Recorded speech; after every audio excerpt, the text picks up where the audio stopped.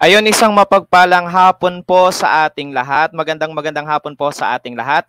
Ayun, welcome po sa atin pong online tutorial session sa hapong ito para sa ating Araling Panlipunan 10 Quarter 2 and Week 6. Okay, yung atin pong tatalakayin sa hapong ito ay mga dahilan at epekto ng migrasyon. Okay, ako po pala si Tutor Edwin Fuego mula sa Dibisyon ng Butuan City at supposed to be po ay kasama ko po ngayon si Tutor Lay pero ngayon po ay meron pong emergency na i-run si Tutor Lay kaya hindi po siya makakasama sa atin pong talakayan sa hapong ito. But of course, ilalaban pa rin po natin ang ating tutorial session sa hapong ito. Ayun. Binabati ko lahat ng ating mga online tuties na nakatutok sa ating itulay sa hapong ito. Ayun, bago ako magsimula, binabati ko po kayong lahat ng isang manigong bagong taon, isang panibagong taon ulit na tayo po ay magsasama-sama sa ating itulay. And I hope nakapag-stretch out na tayo during sa ating bakasyon, during sa ating bakasyon noong Christmas break. Ayun, binabati ko po lahat ng atin pong mga online tuties. We have Irene Alicom Dalupang, grade 10 Odysseus, listening from LFG, Diamantina National High School, Cabanatuan East District, Diamantina, Cabanatuan, Isabela. Ayun, binabati ko lahat ng mga taga Isabela. At meron din tayong mga online tuties, si John Darrell Mendoza. Good afternoon po, Mendoza, John Darrell. 10-5 watching from Santa Lucia National High School. And we have Gracie Lian. Good afternoon po watching from Santa Lucia National High School. And we have Joseph Aguilar Chan. Good afternoon po watching from Santa Lucia, again, National High School. Ayun. Ngayon po ay magpapatuloy tayo sa ating online tutorial session. Ayun, bago muna ako mag-proceed, binabati ko lahat ng ating mga online tutorial tuties. We have also Olivia De Guzman, Santa Lucia National High School, Stephanie Gil Valdez, Gracie Lian from Santa Lucia National High School, and of course, Maria Janelle A. Catalig from Santa Lucia National High School. Bago tayo mag-proceed, pinapalanan ko ang ating lahat o paalala sa ating mga online tuties, ihanda ang inyong panulat, sulatang papel, kwaderno o notebook at ang ating pangmalakasang self-learning module. At ang gagamitin nating self-learning module ay ang Araling Panlipunan 10 na isinulat ni na Norman R. Batulayan, John Jefferson I. Pacariem, Jenaline Vanessa R. Pangat at ito po ay nilathala ng DepEd Region 1. At inaasahan ko rin ang inyong aktibong pakikilahok sa pamamagitan ng sabayang pagsagot sa ating gagawing mga pagtataya, gagawin nating mga activities sa hapong ito. Of course, napaka-interactive yung gagawin natin because I expect na kayo po ay magpa-participate. And of course, request po sa ating mga online tuties, paki-share po yung atin pong live session sa hapong ito upang ma-inform din po ang ating mga classmates, mga schoolmates saan mang dako sila ng Pilipinas sa hapong ito. Ayun, Sian Antoinette Cortez, magandang hapon sa iyo from Santa Lucia National High School, and Nikki Villegas watching from Baruya High School, and Jasmine Corpus from Cabatuan, Isabela, and John Rick Canoria. Good afternoon po watching from San Lorenzo Ruiz National High School Division. Ayun, para sa una nating pagtataya, katulad ng mga usual na ginagawa rin ni Tutor Lay, okay, para sa ating pagtataya, babasahin ko po yung atin pong panuto, sagutin ang paunang pagsusulit upang matukoy ang lawak ng iyong kaalaman tungkol sa mga paksang tatalakay natin. Isulat ang titik ng tamang sagot at isulat ang iyong sagot sa iyong sagutang papel o sa iyong module na ginagamit sa hapong ito. Ayun, binabati ko rin si Rainiel Manabat de Vera, my tutor. I'm here again. Hello, Rainiel. Grade 10 Zara watching from Macabebe High School, and Iris De La Rama. Grade 10 Esquilus, listening and watching from LFG Diamantina National High School, Cabatuan East District. Ayun. Okay, para sa una nating pagtataya, katulad ng ginagawa natin, isusulat lamang ang titik ng tamang sagot. Of course, lalagyan natin yan ng number on yung item natin para hindi malito si sir sa pagbabasa mamaya ng inyong mga kasagutan. Para sa una nating katanungan, ayun, it is a sort also of review ng mga previously na tinalakay ni Tutor Lay kasama ng atin pong mga mini tutor nung nakaraang session. Ayun, para sa unang item, ano ang migrasyon? Ito ba ay letrang A? Tumutukoy sa proseso ng pag-alis o paglipat mula sa isang lugar. That's lugar. B, tumutukoy sa proseso ng pag-alis o paglipat dahil sa kaguluhan ng mga mamamayan. Letter C, tumutukoy sa proseso ng pag-alis o paglipat dulot ng mga hindi inaasang pangyayari sa lugar na pinagmulan. O ito ba ay letrang D, tumutukoy sa proseso ng pag-alis o paglipat mula sa isang lugar, teritoryong politikal, patungo sa isang lugar, pansamantala man o ito man ay permanente. Ayun. Sabi ni Jeng Marcela de la Peña, good afternoon po, AP teacher from Santa Lucia National High School. Hello sa iyo, Ma'am Jeng from Santa Lucia National High School. Ayun, meron na tayong mga kasagutan from our online tuties. We have, sabi ni Rainiel, it's letter A. Sabi ni Sian, it's letter A. Sabi naman ni Janrick, it's letter A. Ayun, tingnan natin ano kaya yung kasagutan natin. Ano nga ba yung tinatawag nating migrasyon? At ang tamang kasagutan ay, ayun, it's letter D.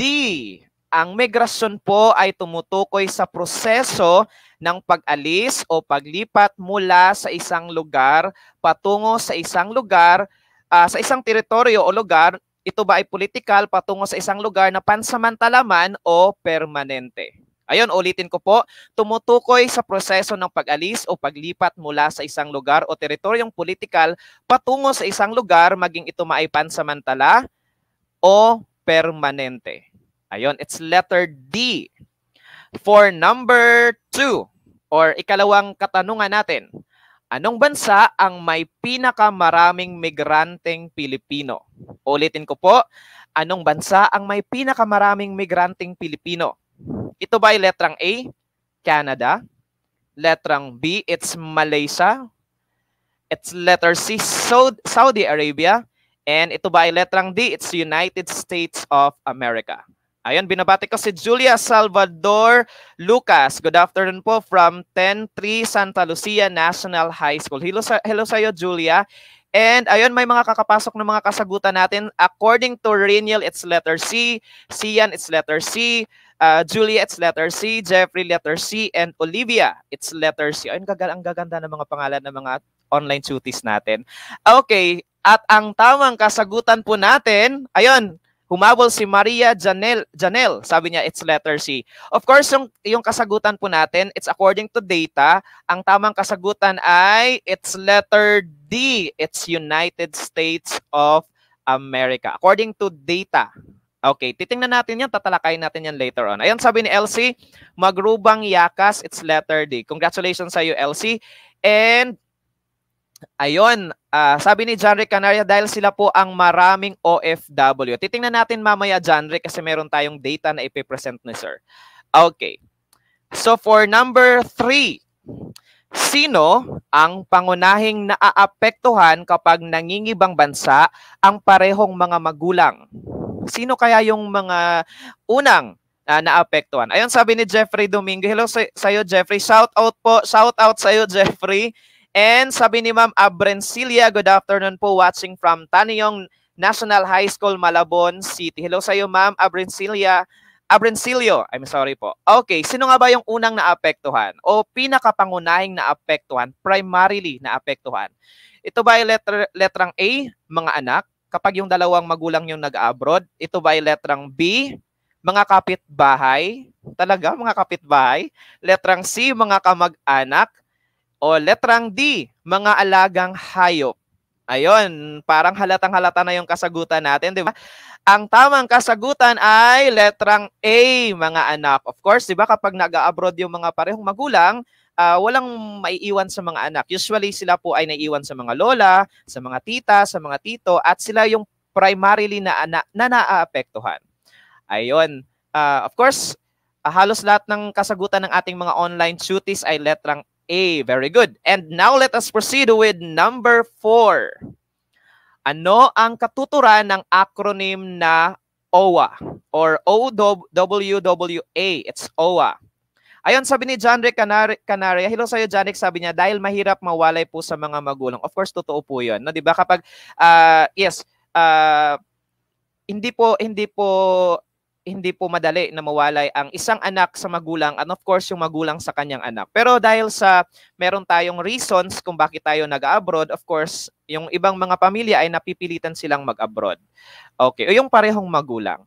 Ayun, sabi ni Umana Joan, sabi niya, good afternoon po, Shaira May Jen o Huakiko po, grade 10 student watching from Santa Lucia National High School. Ayun, marami tayong mga online tuties from Santa Lucia National High School. And of course, Janice Gahuda. Ayun, for letter A, it's Overseas Workers Welfare for All. For letrang B, Overseas Workers Welfare Authority. For letrang C, Overseas Workers Welfare Administration. And letrang D, Overseas Welfares of Workers Administration. And alin kaya dyan yung tamang katuturan o tamang definisyon ng acronym na OWA? Ayun. Ayun, sabi ni Elsie, it's letter A. Ayun, sabi ni Rainiel, it's letter D. John Ray, sabi niya, it's letter C. Ayun, medyo nagkakaiba-iba yung kasagutan ng ating mga online tuties. Sabi ni Jeffrey, it's letter D. Ayun, hintayin muna natin. Baka meron pang mga ibang kasagutan yung ating mga online tuties. We have John Ray. Ayun, sabi ni Mark Angelo Tamayo, good afternoon po. Mark Angelo L. Tamayo from TNHS. Mark, paki-spell out yung iyong TNHS na school para ma-mention din natin. Ayun, sabi ni Maria Janelle, it's letter D. Sabi ni Mark Angelo, it's letter C. Yolanda, letter C. Ayun, at ang tamang kasagutan po natin, it's letter C, Overseas Workers Welfare Administration. Yun yung pong definisyon ng tinatawag nating OWA. Ayun, sila po yung nangangalaga sa kapakanan ng atin pong mga OFW na o yung mga mamamayan, mga nag-abroad po ng mga Pilipino sa ibang bansa. Okay, for number 5. Last number po natin ito. Ayun, sabi ni Mark Angelo Tamayo. Ayun, binabati ko lahat ng ating mga online tuties at lahat ng mga bahagi ng lahat ng mga faculty members ng Tanyong National High School. And we have John Ray Nicos, sabi niya, yes, from Tanyong National High School. And Karian Joy Taganas Leme, sabi niya, grade 10 Achilles listening and watching from LFG Diamantina National High School, Cabatuan East District, Diamantina, Cabatuan, Isabela. Ayun, for number 5. Babasahin ko po yung katanungan for number 5. Anong suliranin ang tumutukoy sa kondisyon ng tao kung saan mayroon siyang kakulangan sa mga pangunahing pangangailangan na nag-uudyok sa mga tao upang mandarayuhan? Ito ba ay letrang A, kahirapan? Letter B, katiwalian? Letrang C, polusyon? O letrang D, prostitusyon? Ano nga ba yung tamang kasagutan natin for this item? Ayun, sabi ni Rainiel, it's letter A. Of course, I think halatang-halata na rin, di ba? Ayun, at ang tamang kasagutan natin, it's letter A. Ito po ay tinatawag nating kahirapan. At isa din po ito sa yung tinatawag nating primary reasons or primary reason or one of those primary reasons bakit nag-a-abroad yung ating mga kababayan sa ibang bansa o pumupunta sila sa ibang bansa or naninirahan sa ibang bansa. Ayun, tawang-tawa si Rainiel, sabi niya 2 or 3 over 5. Okay lang yun, Rainiel, kasi it's paunang pagtataya pa naman and we will polish your answers later on as we go through with our lesson this afternoon. Ayun, sabi ni Janice, letter A. Ayun, sabi ni Janice, nakakuha siya ng 5. Congratulations sa iyo, Janice. And Yolanda, sabi niya, it's letter A. Ayun, letter A po yung sagot sa number 5. It's kahirapan. Okay. Para sa ating most essential learning competency o yung MELC sa hapong ito po yung MELC po natin na susuri ang dahilan at epekto ng migrasyon dulot ng globalisasyon. And pagkatapos mong mapag-aralan ng ating module, inaasahang iyong una, na ilalahad ang kahulugan ng migrasyon, nasusuri ang mga dahilan ng migrasyon, nasusuri ang mga epekto ng migrasyon dulot ng globalisasyon. Noong nakaraang tagpo o nung last week 5 po natin ay pinag-usapan po ni Tutor Lay at ng atin pong mga minimis ang kahulugan ng migrasyon. So yung gagawin ko for the definition of migration is just I'm going to present that one and later on aalamin natin kung ano nga ba yung mga dahilan, sir, ng migrasyon at mga epekto nito. Okay, so konsepto ng migrasyon, kapag pinag-usapan natin yung migrasyon, ito ay tumutukoy sa proseso ng pag-alis at paglipat mula sa isang lugar o teritoryong politikal patungo sa iba pa, maging ito man ay pansamantala o yung tinatawag nating permanente. So merong dalawa tayong rason o meron tayong dalawang konsepto dito, sir. Umaalis yung isang tao, pansamantala o maging ito man ay permanente. Ayun, marami tayong mga online at sutis na nakatutok sa ating online session sa hapong ito. Pakishare po yung atin pong online session sa hapong ito. And of course, we will continue with our discussion. Okay, sa pag-aaral ng migrasyong particular sa tinatawag nating international migration, mahalagang maunawaan ang ilang termino o salitang madalas gamitin sa disiplinang ito. Meron tayong tinatawag na flow at yung tinatawag nating stock figures or stock. Ano nga ba yung pagkakaiba ng flow at stock or stock figure, sir? Kapag pinag-usapan natin yung flow versus the stock, ang flow ay tumutukoy sa dami o bilang ng mga nandarayuhang pumapasok sa isang bansa sa isang takdang panahon na kadalasan ay kada taon. Ayun, hiningi ko po yung opinion ng atin po mga online tutis habang tayo po ay nagdi-discuss kasi I need your opinion also para ma-shoutout din natin yung inyong mga nararamdaman at mga iniisip. Kasi very important po yun, yung tinatawag nating brainstorming o yung pag-share ng ating ideas online. Ayun. So kapag pinag-usapan natin yung flow, ito ay dami. Ibig sabihin nun, ang dami o bilang ng nandarayuhang pumapasok sa isang bansa. Example, in a year, ilan nga ba yung pumapasok sa ibang bansa? So yung tinatawag nating flow. Of course, madalas ditong gamitin yung tinatawag nating inflow or entries or yung tinatawag nating immigration. Ayon, sabi ni Marian Pai Castillo, hi sa'yo Mariel. And we have Rowila Aaron Dayag and ayun, tinag niya si Edorina Carbacan. Ayun, thank you so much for tagging your classmates. Balik po tayo.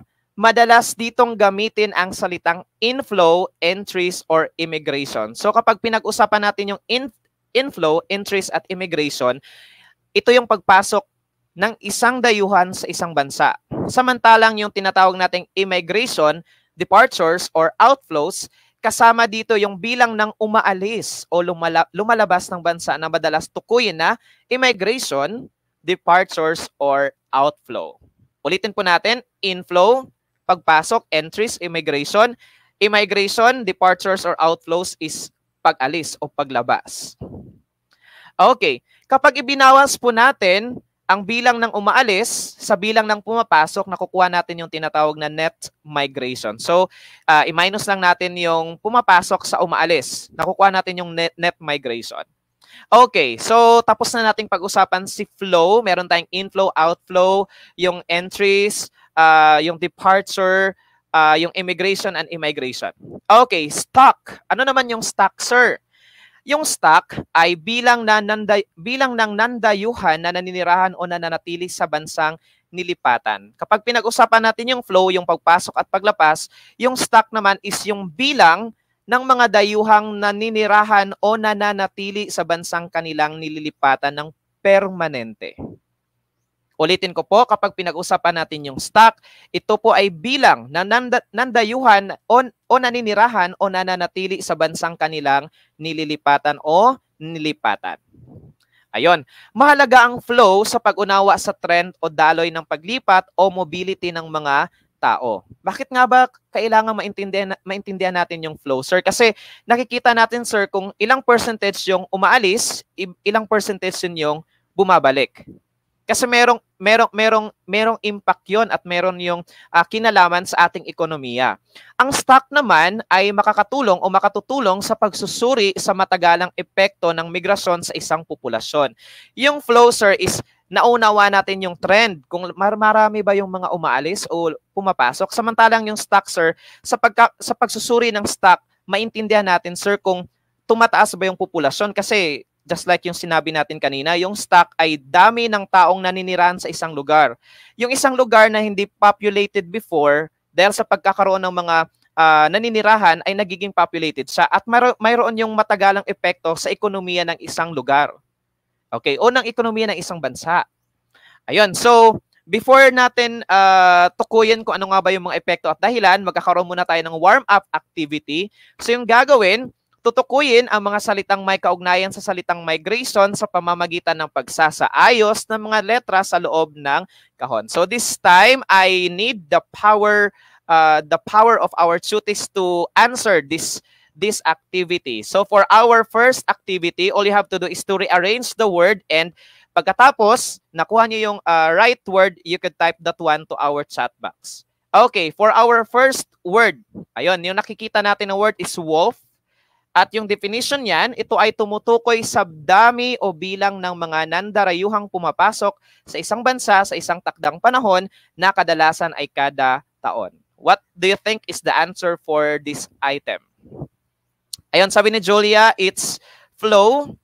Olivia, it's flow. And Edorina, flow. Janrick, flow. And the correct answer is flow. Very good. Isang resounding applause sa ating mga online tuties. And we have Sian, flow, and Emmy, flow. Ayan, flow. Angelica, it's flow. And ayun, flow for number 1. For number 2, what do you think is the answer for number 2? We have Angela, sabi niya flow. Janice, it's flow. For number 2, ayun, yung word natin is pardesitur. Very social, no? Pardesitur.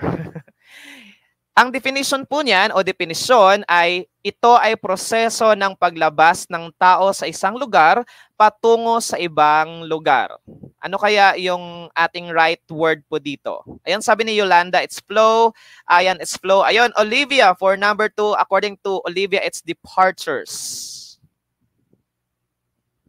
Ayun, pardesitur, departures. Okay, let us wait for the others, no? Ano kaya yung kanilang mahinuang kasagutan para sa ating number 2 item? Janrick, it's departures. Okay, the correct answer is departure or departures. Very good. Sabi din ni Marian, it's departures. Very good po. Okay, for number 3, and Emmy, departures. For number 3, ayun, tuloy-tuloy lang yung pagsagot kasi i-recognize ko pa rin po yung mga kasagutan nino. Ayan, sabi ni Ayan, for number 2, it's departure or departures. For number 3, Nartmigs. Parang ano ito parang French or parang Russia. Nartmigs. We have Yolanda, departure or departures. Jeffrey, departures. Okay, for number 3, our definition, ito ay tawag sa mga taong lumalabas o lumilipat mula sa isang lugar patungo sa ibang lugar. Ayan, sabi ni Julia, it's migrants. Angelica, it's migrants. Ayun, at ang tamang kasagutan po natin, we have Janrick, sabi niya migrants. Edorina, it's migrants. Ayan, Kenneth Santos, it's migrants.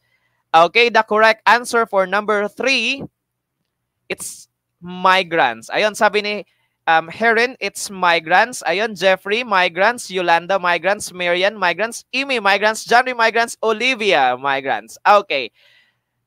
And let us proceed with number 4. Ayun, parang nalilito na ako sa mga yung word na ito. It's Biltium. Biltium po daw. Biltium. Okay. So yung ating pong definition, it's not actually a definition. It's fill in the blank. Mahalaga ang flow sa pag-unawa sa trend o daloy ng paglipat o blank ng mga tao. Ano kayong kasagutan natin? Ayun. For number 4, Biltium.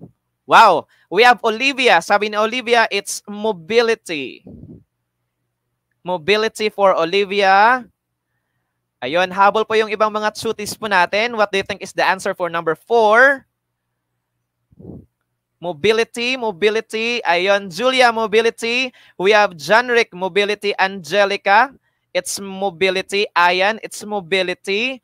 And Jeffrey, mobility. And the correct answer is Yolanda, mobility. The correct answer is mobility. Ayun, ang gagaling ng mga online tuties natin. Okay, so patuloy tayo, sir. Sir, pinag-usapan na natin nung nakaraan yung tinatawag nating migrasyon. And of course, pinag-usapan din nila Tutorly yung mga uri ng migrasyon. So, i-review lang natin.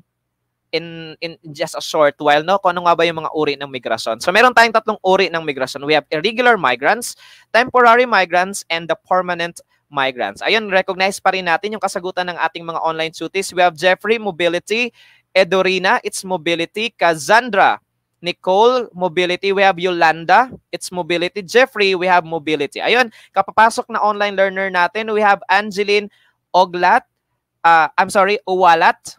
Good afternoon po, Angeline Walat, watching from Doña Magdalena, Gafod High School. Ayun. And we have Angeline, ayun, tinag niya yung kanyang mga classmates. Okay.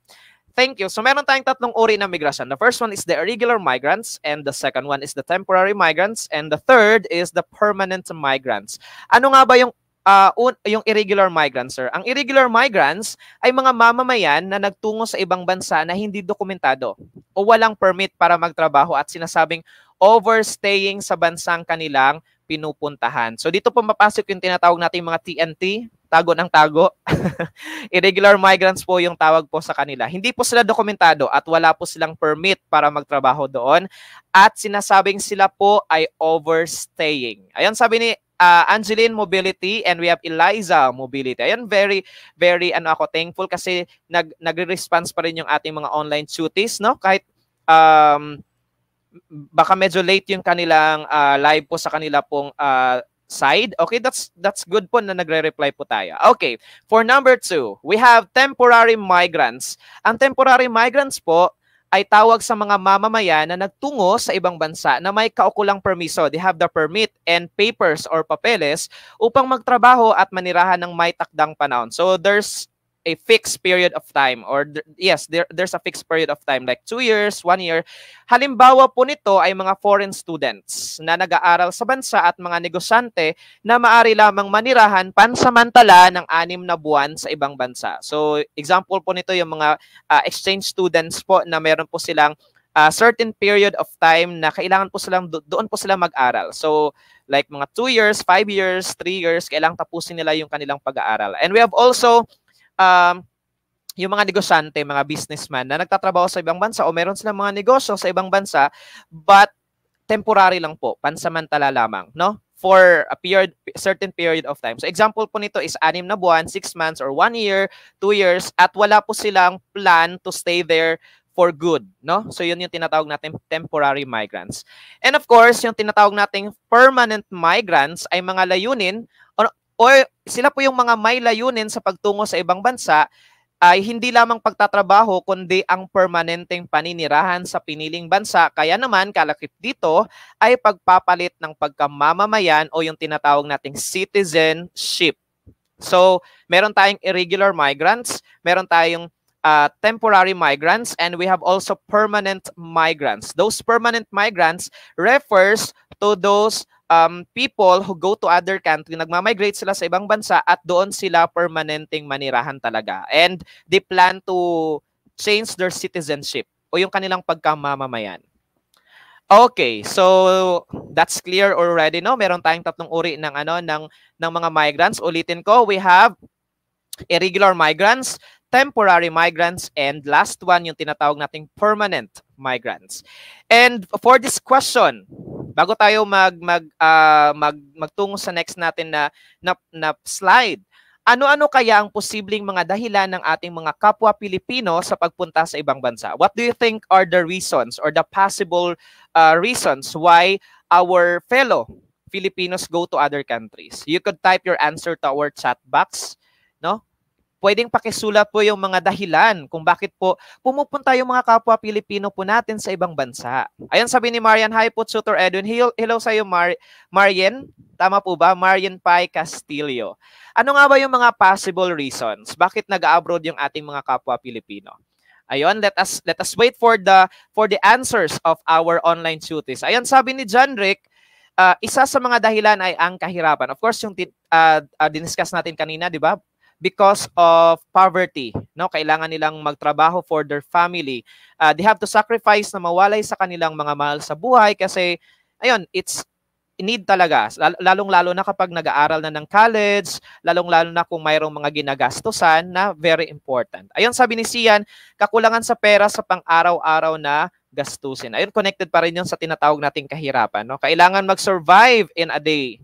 Ayun, sabi naman ni Yolanda, para maghanap ng trabaho para sa kanilang pamilya at dahilan na rin ang kahirapan. Of course, no, totoo po yun. And we have Jeffrey, para mabigyan ng magandang buhay ang pamilya. Ayun, actually, the common denominator for this is to really give yung parang magandang buhay para sa ating mga minamahal sa buhay. No, of course, kasi yun talaga yung pinapangarap natin. Kung sino man yung tatanungin, 'di ba? Pumupunta yung mga kapwa Pilipino natin sa ibang bansa kasi gusto ko mabigyan ng mabuting buhay yung aking anak, yung aking pamilya, yung aking mga magulang.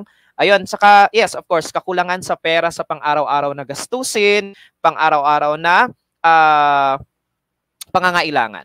Okay. So, I think you have already the idea, no? So, titingnan natin, sir, kung pasok ba sa banga o pasok ba sa ating mga dahilan ng dahilan ng pagpunta ng mga Pilipino sa ibang bansa o paglipat ng mga Pilipino sa ibang bansa upang magtrabaho. Ayon, sabi ni Marian Pai Castillo, para maghanap ng trabaho para sa magulang. Ayon, for our parents, no? Of course, marami din sa atin yung parang nag-ambition rin, 'di ba? Yung nagdi-dream din na makapunta sa ibang bansa. Ako gusto kong mapunta sa ibang bansa pero in a form of tour. Gusto kong pumunta sa ibang bansa kasi gusto kong makakita ng mga Hollywood artist talaga. Or pwede ko rin gusto kong pumunta sa ibang bansa kasi gusto ko makapunta sa mga sikat na mga tourist destination or mga historical places. Okay, pagliliwalil yung aking pong reason. Or pupunta ako sa ibang bansa kasi gusto ko pong mag-earn ng skills. Okay, for first reason o dahilan, ito yung pinaka-reason talaga. Hanap buhay na makapagbibigay ng malaking kita na inaasahang maghahatid ng masaganang pamumuhay para sa ating mga pamilya. Number 2, paghahanap ng ligtas na tirahan. Other people migrate from their country to other countries or other country because for refuge, no? Just like yung sa Syria na nagkaroon ng kaguluhan sa Syria, marami sa mga Syrian ay nag-migrate sa Europe. And luckily, tinanggap din naman sila ng mga iba't ibang mga European countries. So, isa 'yon sa mga reasons kung bakit nagma-migrate yung ibang mga lahi o yung meron tinatawag nating migration. And panghihikayat ng mga kapamilya o kamag-anak na matagal nang naninirahan sa ibang bansa. So ikaw ay na-encourage or nahikayat ng iyong mga kamag-anak na pumunta sa ibang bansa kasi doon na din sila naninirahan at doon na rin sila nagtatrabaho. Number 4, pag-aaral o pagkuha ng mga technical na kaalaman, particular sa mga bansang industrialisado. O pumupunta yung ibang mga tao sa ibang lugar o sa ibang bansa kasi they wanted to earn a skill or skills, no, mga technical skills para magamit nila pagbalik nila dito sa ating bansa. And of course, pag-iwas sa sakunang dulot ng hidwaang politikal o pangkalikasang kalamidad. So, merong mga ibang mga migrante na pumupunta sa ibang bansa kasi gusto nilang umiwas sa mga hidwaang politikal o baka merong kaguluhan sa kanilang bansa. And of course, banta ng kalikasan. Example din ito, sir, is yung mga naninirahan malapit sa paanan ng bundok, malapit sa paanan ng bulkan, malapit sa yung mga sapa na kadalasan kapag tumataas yung tubig ay sila po yung naapektuhan. So of course, nahikayat silang pumunta o mag-migrate sa isang lugar patungo sa ibang lugar to keep themselves safe. And of course, other reason is yung political.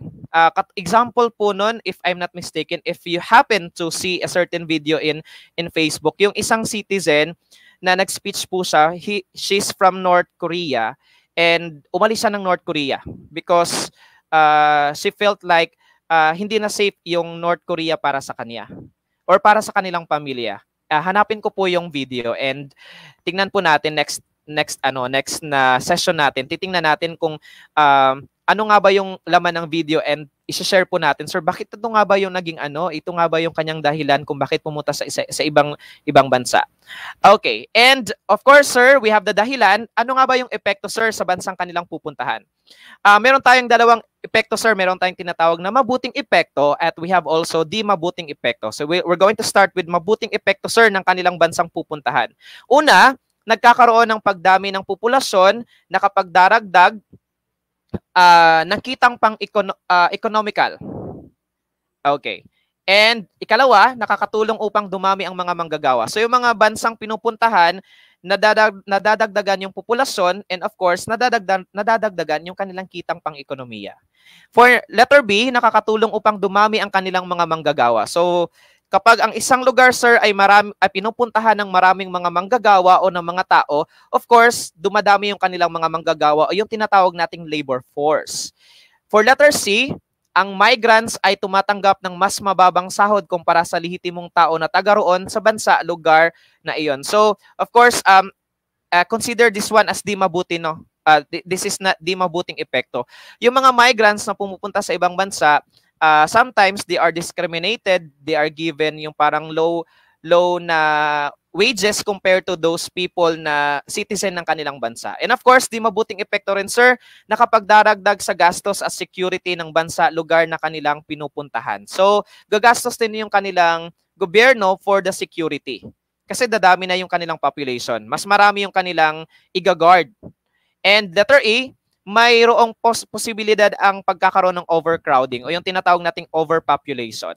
And letter F, maaring pagmula ng di pagkakasundo sa pananaw at paniniwala. Bakit isa ito sa di mabuting epekto, sir? Kasi of course, magkakaiba sila ng kultura. And hindi natin maiwasan na baka magkakaroon ng diskriminasyon, magkakaroon ng judgment, ng prejudice towards those mga migrants na hindi talaga part ng kanilang culture. So yun yung mga di mabuting epekto. Mabuting epekto, sir, para sa kanilang pupuntahan, again, nagkakaroon ng pagdami ng populasyon, pagkakaroon ng mataas na higher na percentage ng kanilang manggagawa, and of course, di mabuting epekto, nagkakaroon ng diskriminasyon sa mga migrants, like mababang pasahod, gastusin para sa security ng kanilang bansa, nagkakaroon ng overcrowding or overpopulation, and of course, baka pagmulan siya ng di pagkakasundo sa pananaw at paniniwala. Okay, so nalaman natin, sir, yung mabuti at di mabuting epekto ng kanilang bansang pupuntahan. Puntahan din naman natin, sir, yung epekto sa bansang pinanggalingan nila, yung kanilang inaalisan. Ano nga ba yung mabuting epekto nun? Letter A, ang padalang pera na kinita sa ibang bansa o lugar ay nakakatulong sa ekonomiya. Yung tinatawag nating mga remittances. Yung mga OFW na nagtatrabaho sa ibang bansa, of course, nagpapadala sila ng pera dito sa kanilang mga minamahal. And of course, nakakatulong yon sa pagtaas ng ating tax ng ating bansa. So, nagiging ano din yon, nagiging pera ng ating bayan at nakakatulong sa ating ekonomiya.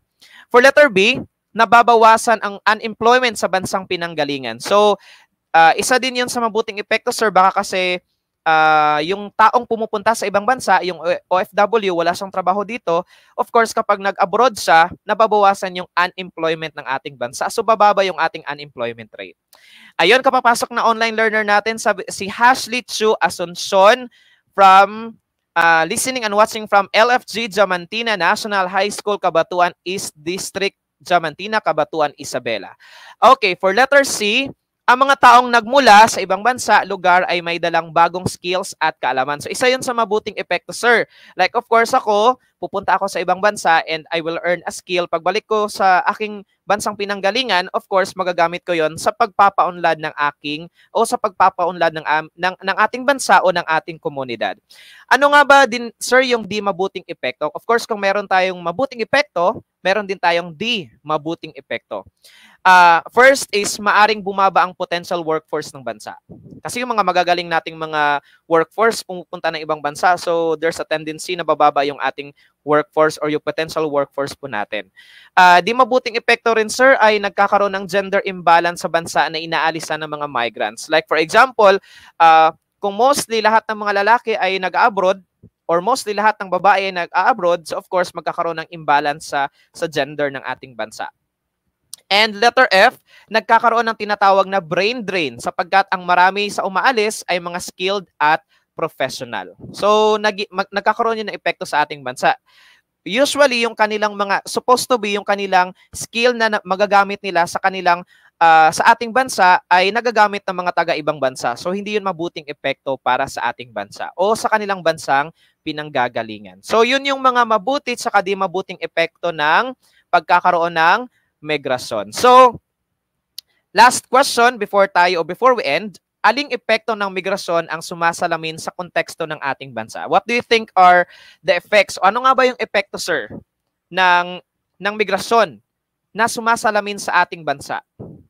Like, regardless ko ito ba ay pag-alis o paglabas, sa ating bansa, sir, ano nga ba yung pinaka sumasalamin na epekto sa ating bansa? Ito ba ay mabuti o ito ba ay hindi nakakabuti? Yung tinatawag nating migrasyon. You could type your answers to our comment section. Ayun. Do you have answers from the comment section para ma-recognize yung ating mga online tuties? Ulitin ko po yung ating pong katanungan.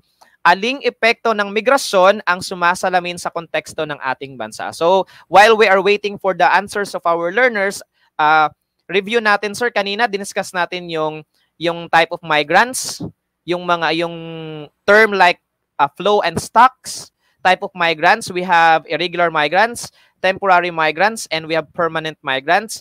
And we have also discussed yung dahilan ng mga tao kung bakit sila ay nag-abroad. And of course, yung epekto ng migration, no? Maging ito ba ay mabuti, hindi mabuti sa bansang inaalisan o bansang kanilang pinupuntahan. Okay. So, ibibigay ko po yan sa inyo as for our assignment. I think our learners are still typing their answer. So, bibigay ko na lang po kayo ng akin pong point of view. Sir, kapag pinag-usapan natin yung migration, sir, usually yung sumasalamin sa konteksto ng ating bansa ay both. It could be positive, it could also be negative. Like yung binigay kong example kanina, of course, yung mga padalang pera ng mga kababayan natin nakakatulong sa ekonomiya, nababawasan yung atin pong unemployment rate, nagkakaroon ng mga skills yung ating mga kababayan, and di mabuting epekto, sir, is maaari mabawasan yung ating potential workforce and nagkakaroon tayo ng brain drain and nagkakaroon tayo ng imbalance ng gender sa ating bansa. Okay, so that ends our session for Araling Panlipunan 10. Muli, ako po si Tutor Edwin, ang fantastic tutor ng Butuan City mula sa Dibisyon ng Butuan City, Agusan Pequeño National High School. Maraming salamat sa lahat ng ating mga online tuties na nakatutok sa ating online tutorial session sa hapong ito. God bless us all, and that ends our session. Abangan po yung atin pong next tutor, si Tutor Eric, at abangan lagi ang Araling Panlipunan tuwing Huwebes ng hapon. Muli, magandang hapon po sa ating lahat.